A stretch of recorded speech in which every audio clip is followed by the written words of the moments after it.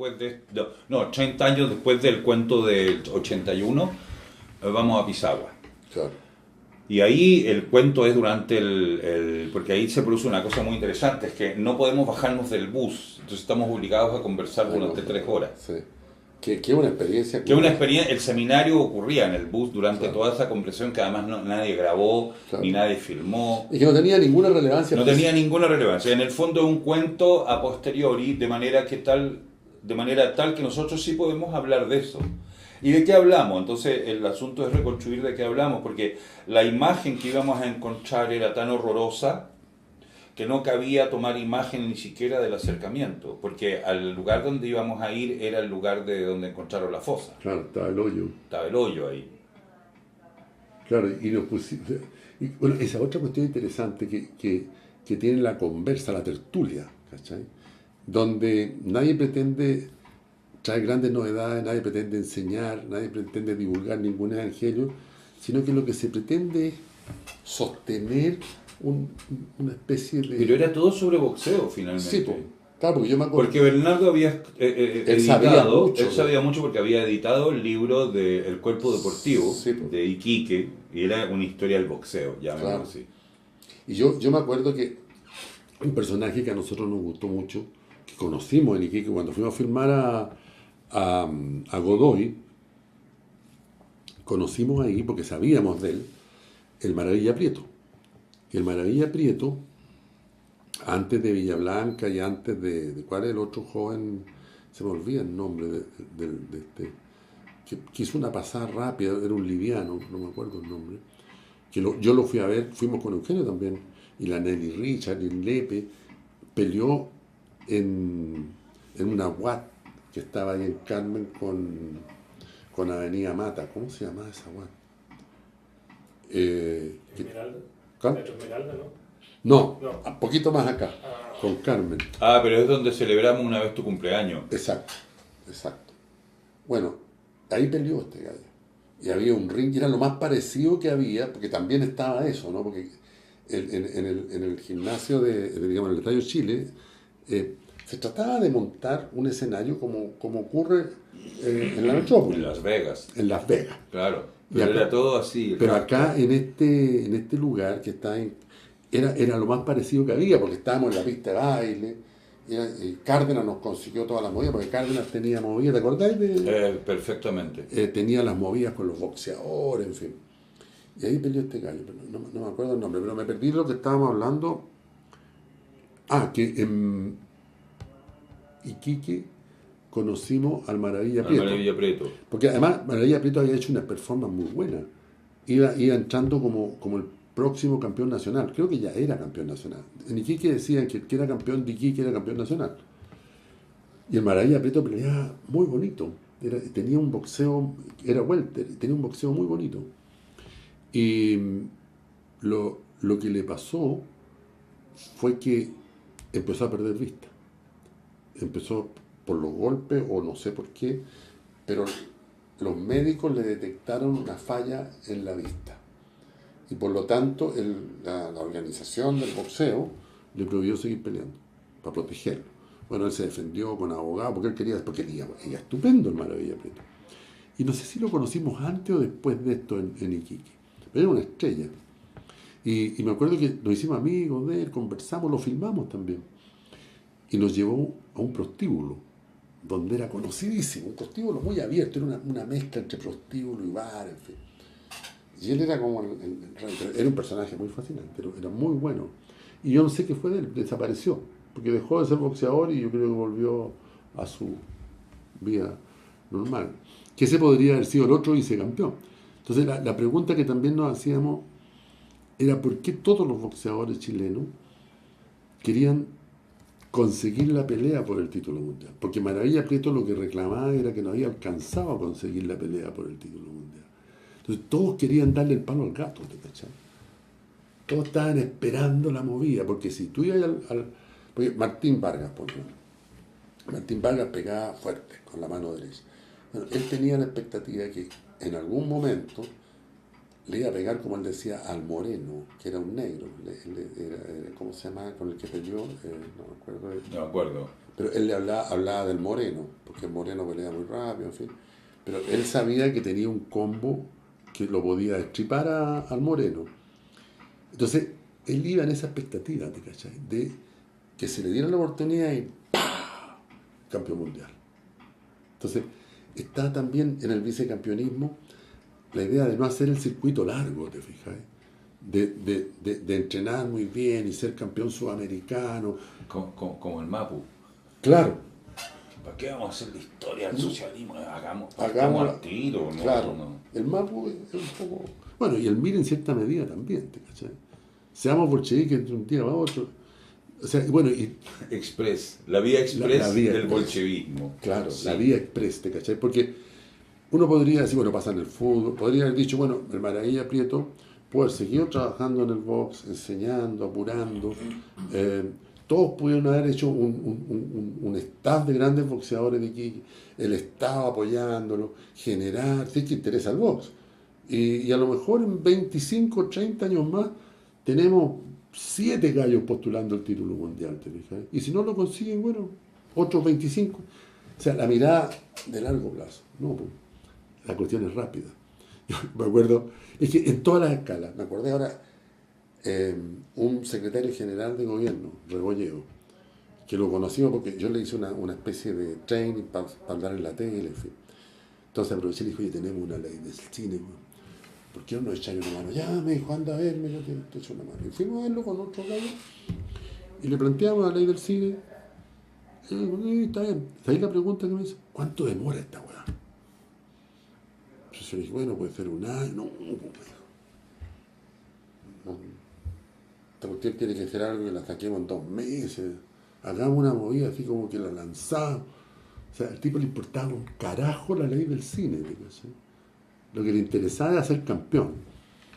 Pero el problema es ese, que quieren ser campeón antes de tiempo, entonces termináis siendo vicecampeón, no asumís tu condición de vicecampeón, y ahí viene la queja, no se reconoce la Pero merma. un poco la misma historia de la obra de Eugenio, en el sentido de que como no tengo las condiciones del país, no de él, sino que hay una situación que me es adversa, no tengo esas herramientas. Voy a Sydney y tengo que mandar estos paneles que pesan. Claro, y inventa las pistolas de Inventa la otra. Claro. Y que esa es la gran Con lo cual es la estupidez de que dice, es que está vinculado al mail art. No, es mucho peor. No tiene que ver con eso. Entonces es convertir una derrota táctica en victoria estratégica. Claro, ¿No? claro. O sea, yo creo que la obra Eugenio lo más magistral que tiene es esa capacidad de justamente utilizar claro, lo que tú dices, transformarla, o sea, utilizar la falla.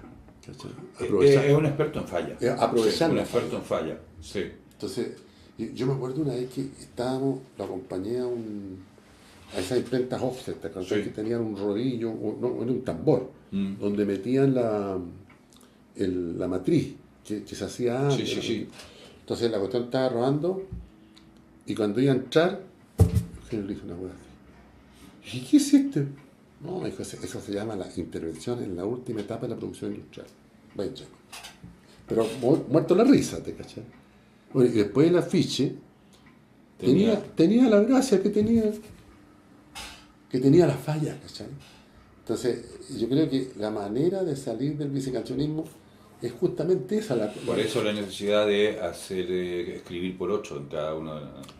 Claro. En fin, y ahí ya sabemos todo. Hay mucho cuento ahí, pero yo creo que ese es Porque el momento en que ustedes van en febrero a Tarapacá, en enero él nos hace la muestra de lo que envía a Cali, creo.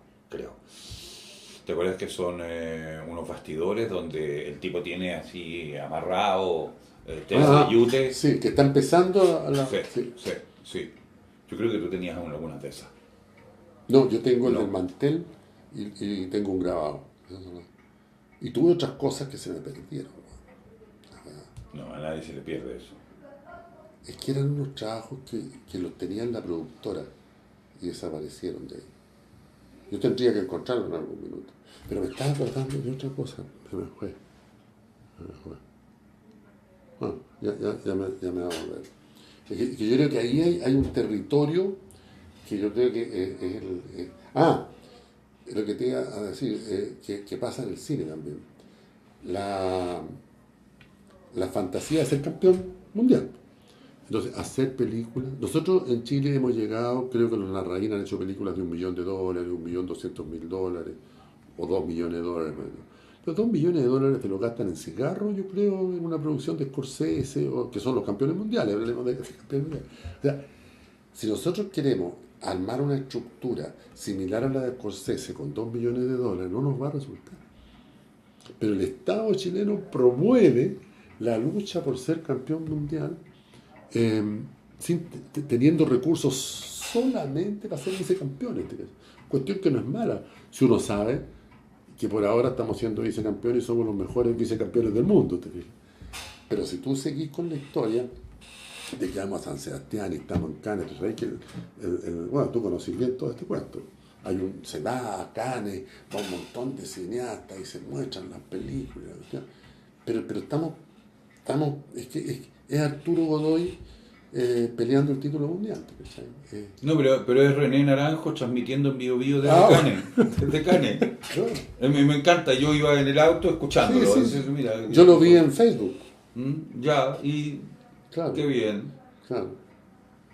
Entonces, es como un escalar en una cuestión que va subiendo, ¿te cachai? Entonces tú escalás y dices, puta, que hemos escalado, pero la cuestión va subiendo también. Entonces cada vez que escalamos, va a pasar que cuando empecemos a hacer películas de 2 millones o 3 millones de dólares, los gallos a lo mejor están haciendo películas como estas, que va a ser, que la gracia va a ser que cuesten nada y que se hagan cosas maravillosas con una camarita de este porte. Pueden pasar muchas cosas. O sea, el cine está cambiando a una velocidad gigantesca. Aquí se acaba de aprobar un programa de innovación, una innovación curricular, que ya está atrasada. Nos demoramos 2 años en sacarla, pero ya las tecnologías están cambiando y cada día cambian más, etcétera, etcétera. Entonces, la idea para volver al tema del vicecampeonismo, yo creo que la obsesión por ser campeón mundial es el problema. Debajo de esa si uno elimina esa obsesión, pueden pasar muchas cosas. Pero mira el fútbol. Pero para no entrar en el fútbol, me remitía a la obra misma de Lidbom en cuanto a los traspasos técnicos. Claro. Ya ahí claro. No estamos todavía en la electrónica ni en el digital, simplemente es como atender a la materialidad primaria claro. De los procesos también. Claro. Y, bueno, esa es la primera lección, que el soporte. Porque el soporte en la historia, no sé qué pensarás tú de eso, pero es cuando es tomarse las cosas literalmente en serio. Entonces, si me piden que pinte sobre tela, sí, pinto sobre tela. Sí, pero es tela de yute. Claro. No es tela belga imprimada, claro. No, es tela de yute. Claro. Ustedes me piden que yo pinte al óleo. Sí, yo pinto al óleo. Sí, claro, pero con aceite quemado de auto. Aceite, ¿no? Es óleo, ¿no? Claro. Sí, pero tiene que notarse. No, si se nota, porque yo meto la sábana y chupa, ¿no? Pero la sábana tiene una tolerancia de absorbencia y no puede chupar más. Esa es toda la mancha que le puede dar. Y eso es lo que produce lo impertinente de la obra. El desierto también tiene lo mismo. El desierto tiene también lo mismo. Entonces, claro. Lo lamento. O sea, si usted me dice yo soy pintor, pero mire, le cumplo con todos los requisitos. Tengo un soporte, tengo el medium, tengo el pigmento, tengo los aglutinantes, la cuestión es a qué haces cumplir con ese rol, porque siempre es el rol de la sustitución de algo que falta. Ese otro concepto interesante, la sustitución, que es la que va haciendo cambiar. En la comida chilena hay un montón de platos que tienen origen europeo y que acá se les ha hecho... Todos. Casi, claro, y que aquí le meten, cuando no hay esta cuestión, se le mete esta otra, ¿te cachai? Y se produce no algo inferior necesariamente, algo distinto. O sea, pero es que no. La impertinencia, ¿cachai? Las cuestiones que no son pertinentes. O sea, en cine yo creo que la gracia justamente es cuando uno es capaz de conectar cuestiones que no se conectan, que es un poco lo que hace Ruiz. ¿Sí? Cuestiones que andan dispersas en el mundo, él las pone cerca. De hecho, por ejemplo, Días de Campo, con una película muy interesante, él toma dos cuentos de Federico Gana que no tienen nada que ver uno con otro y los conecta. Entonces, ¿pero por qué hace eso? Porque la conexión va a desencadenar algo. O sea, el puro hecho de conectar cuestiones que son impertinentes, que no se pertenecen, va a desencadenar algo. Pero el problema es cuando tú estás en la norma, tú decís, no, esto no se junta con esto. No podéis tomar dos cuentos de Federico. No se puede. Toma uno nomás y desarrollalo bien y todo. Pero, entonces, y todo eso tiene que ver con esta frase de Godard tan maravillosa que dice que el arte es la excepción. La cultura del programa, dice. Es buena. La cultura del programa, el arte es la excepción. Entonces uno puede estar donde quiere, pero tengamos claro que si estamos en el arte hay que estar en la excepción. Entonces ahí aparece la pregunta, ¿para qué son los ministerios de la cultura, weón? Bueno, acabo de volver de Buenos Aires, donde hay un libro que editó una chica, una curadora que se llama Inés Cassetine, que se llama El arte, ¿un misterio o un ministerio?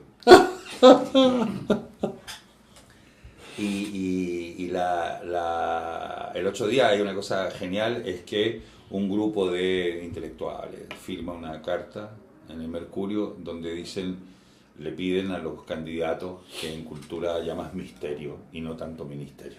Está bueno. En el fondo, y lo toman en serio, dicen porque hay que reintroducir la dimensión de lo sagrado. Claro. Chile necesita más misterio, claro, no ministerio. Bueno, Godard también, de nuevo, dice, el cine no es arte ni industria, es misterio. Claro, o no sé si dice enigma, es misterio, es misterio. El arte es un misterio, o sea, el cine es un misterio. Yo no sé, la pregunta es, bueno, y uno podría hacer que el problema que tenéis con los estudiantes, que uno tendría que decirle, ¿y para qué hiciste eso? ¿Y qué me va a responder el estudiante? ¿Qué me puede responder? ¿Por qué filmaste para arriba? ¿Te cachai? La respuesta correcta sería, yo no se las digo, pero me dio ganas de filmar para arriba. Y voy a ver qué pasa cuando pegue con esta otra toma. Y ahí vamos a ir viendo. Ahí vamos a ir viendo. Pero eso no está en la academia, no está en el programa. Esa cuestión está mal vista en el programa. Aquí le ponen un 1 al cabrón que no tiene objetivos claros. ¿Te cachai? Entonces ahí hay un tremendo. Yo fui con Pancho Vargas a ver filmar a Ruiz en París. Estaba haciendo el Jugement du Jeu de Paume, una comanda para el museo. No, para el bicentenario de la Revolución Francesa. Pero para el museo juego de... Claro, el juramento del juego de la sala de juego de pelota. Sí. Y entonces estaba con dos grandes comediantes de la Comédie Française, vestidos. Uno de ellos era Benjamin Franklin y ocho, en fin. Y los tipos trabajaban para él, ¿verdad? Y de repente dicen, muy bien, ahora se van a hacer el doblaje japonés. Y salen. Y ahí, ¿quién hacía el doblaje japonés? Con Bonfanti. ¿Y quién? Bonfanti era el sonidista. Exacto. Antoine. Qué bueno.